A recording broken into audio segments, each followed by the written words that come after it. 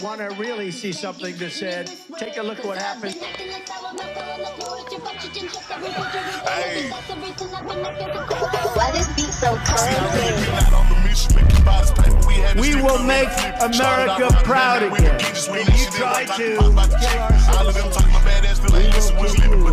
we will make America wealthy again. And yes, together, we will make America great again.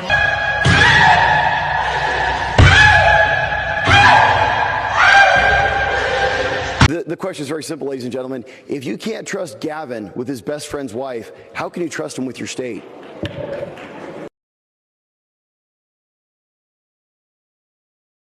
Oh boy. I'm sorry. I know some people's sensibilities.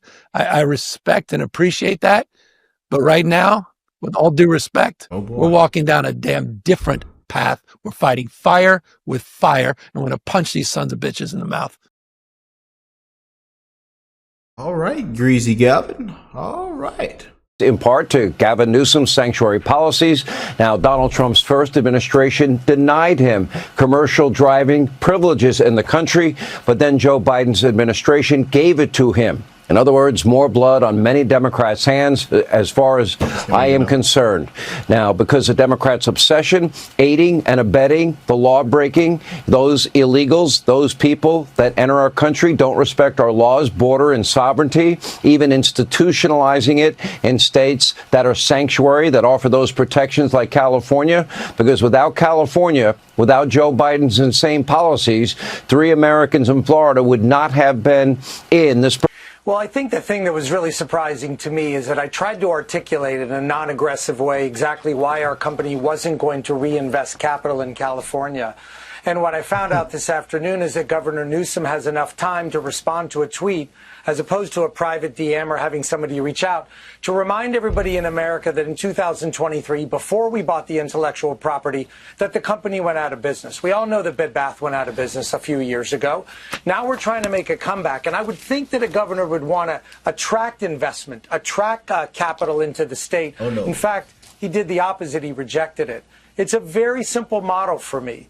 As a capitalist myself, I want to do business in all 50 states, and I want to do business with all people of all political parties. That's part of being a capitalist. But what I don't want to do is put my shareholders, my employees, and myself in a situation where we're regulated to a zero. And we don't want to spend $100 million coming into California and then find out that the state's going to take it all and waste it all. Everybody, let's clap it up. Let's clap it up. Let's clap it up for Gavin Newsom. They say he's gonna he could run for president in 2028. I tell you, how is that even in any kind of conversation? How can people even say that sentence? Mentioning his name in a presidential category, a complete laughing stock. California now leads the nation in both unemployment and homelessness. Clap it up for Greasy Gavin. You just can't make this up. Carrie Lakes is a senior advisor for U.S. Agency for Global Media and joins us now. And she's also very good at politics and very good at engaging these libs and just how nasty they are. And I'm watching Gavin Newsom here and seeing him become a completely different person as he eyes the presidency, a flip that we saw about a year ago. This is what people despise about politicians.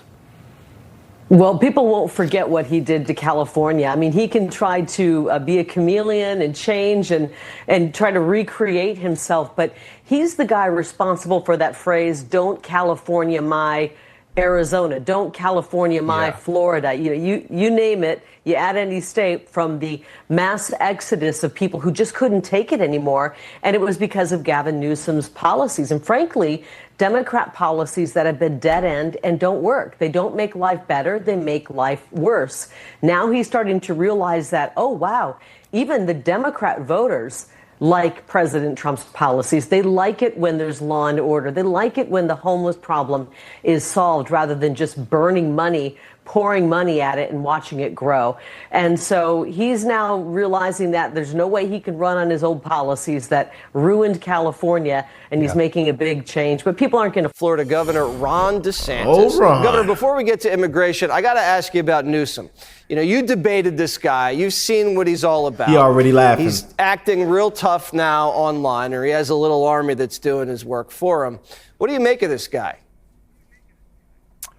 Well, obviously, he's got a very poor record, and we showed that when we did the debate. But, he's spending all this time being cheeky on social media, and yet people can't get permits to rebuild their homes in Southern California. We had an issue where you had an illegal alien truck driver that got a commercial driver's license in the state of California, employed by a California company, kill 3 people in Florida. This guy didn't even speak English. We're bringing him up on charges. He's going to face a lot. And I can announce, Jesse, that I said initially the company needs to be held accountable. Yes. And we've been working with the federal government, and they are pulling that company's license to do business because you cannot employ somebody who cannot read the road signs. Why is he spending all this time, trying to be fresh with President Trump? Why doesn't he do his job and protect the people? And as much as we somehow poke fun at California, oftentimes because of all the problems that the liberal policies have allowed,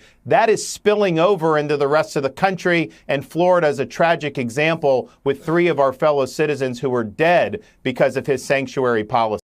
It is almost 6 o'clock in the morning, and I'm located right here in the pedestrian port of entry of El Chaparral. It is a reality.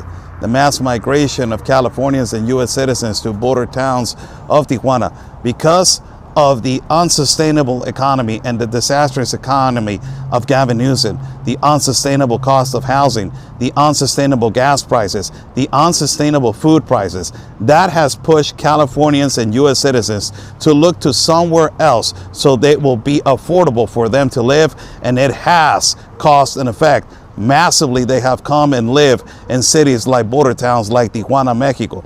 And the collateral effect, it is huge. Now, because of the mass migration of Californians and U.S. citizens, now the cost of the dollar has more value in some places, like the cost of the peso, and ultimately it is having an effect on the cost of housing to Mexican citizens. U.S. citizens are actually looking for housing on the center parts of Tijuana, where the cost of living has gone up for Mexican citizens, and now the Mexican citizens and the Tijuana citizens have to look to somewhere else, so it will be more affordable for them, and it will be more affordable for Tijuana citizens for their way of life. And now they are being pushed to the east sides of the city. We're going to do a report on this specific topic, on the mass migration of U.S. citizens in California due to the disastrous government and the disastrous economy of a Democratic government like the one in Gavin Newsom. I'm Oscar Blue for Real America's Voice News, reporting on the other side of town in Tijuana, Mexico. Stay safe. When will they ever learn?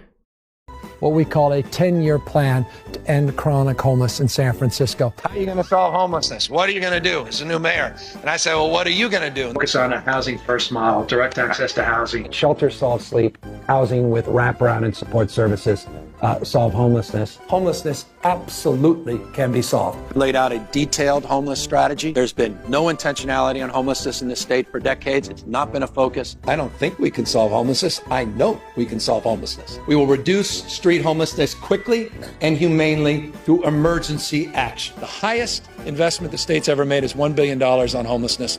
We are poised to pass a budget in the next few hours that will provide $12 billion of investment. I can literally quantify 58,000 people that we got off the streets last year, and none of you would believe it.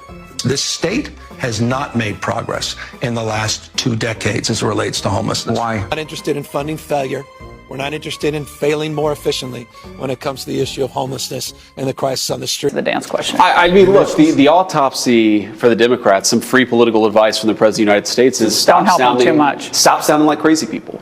That really is all it is. I mean, this idea that Gavin Newsom is somehow going to mimic Donald Trump's style, I think that ignores the fundamental genius of President Trump's political success, which is that he's authentic. He just is who he is. You've got to be yourself. You've actually got to talk to people honestly about the issues. I don't think it's that complicated. Don't be a crazy person. Be authentic. If the Democrats did that, they'd do a hell of a lot better. But the thing is, the Democrats really can't help themselves. If you look at the transgender issue, they're still talking about letting men playing women's sports. If you look at the crime issue, they're calling Donald Trump a fascist for taking action that in 9 days has dropped armed robberies by 55%. So part of sounding less crazy is being less crazy. And if the Democrats were less crazy, I think we'd all get along a whole lot better. I'm not trying to pick on California because I am a member of the California bar, so don't get me here.